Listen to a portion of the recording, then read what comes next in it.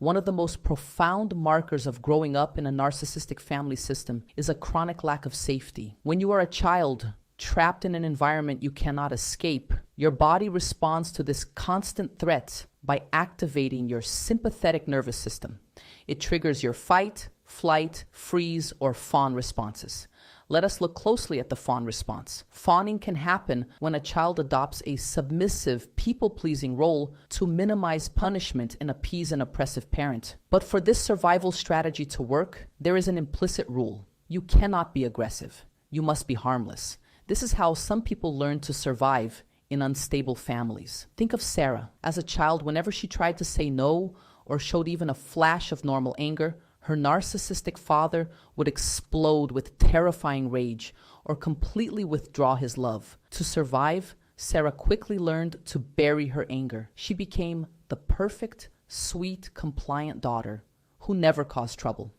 This survival mechanism forced Sarah to completely shut down her natural biological aggression.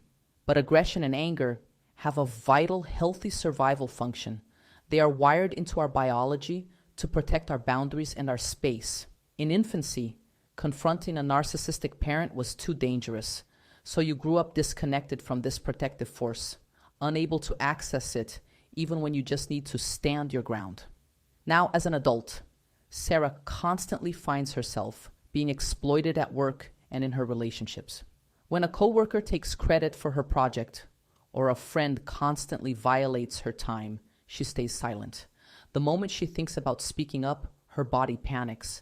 That young, terrified part of her believes that causing the slightest discomfort or displeasure to someone else will result in total destruction. She has completely disconnected from her natural adaptive aggression. Healing requires reclaiming the aspects of yourself that you had to bury to survive. All parts of you have a legitimate, vital place in your personality. Reclaiming your aggression does not mean becoming abusive or cruel.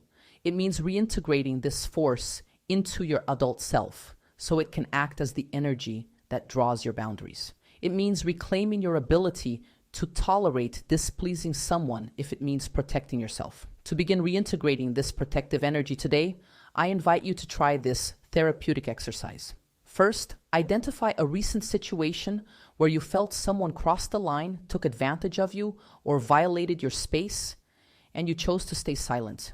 Next, invoke the aggression. Close your eyes, take a deep breath, and allow yourself to feel the raw anger you swallowed in that moment. Let your body feel the heat or the strength of that emotion without judging it as bad or dangerous. Then, decode the message. Ask that angry energy directly. What did you come to protect here? What boundary would you have set if you weren't afraid? Write down whatever flows without filtering it. Finally, state the adult command. Conclude by writing a sentence that validates this power. A young part of me is terrified of being aggressive, but my adult self knows that my anger is my shield, and I choose to use it to protect my life. All parts of you need to be heard. Let us invite them back into your personality as you gain your psychological freedom. May you become the adult you needed as a child. If you are ready to unburden your system from the effect of toxic family dynamics, download your Break the Chains PDF in the description. You are safe now. Your adult self is here to step in for you, but you need to pause and call it into action. Learn how.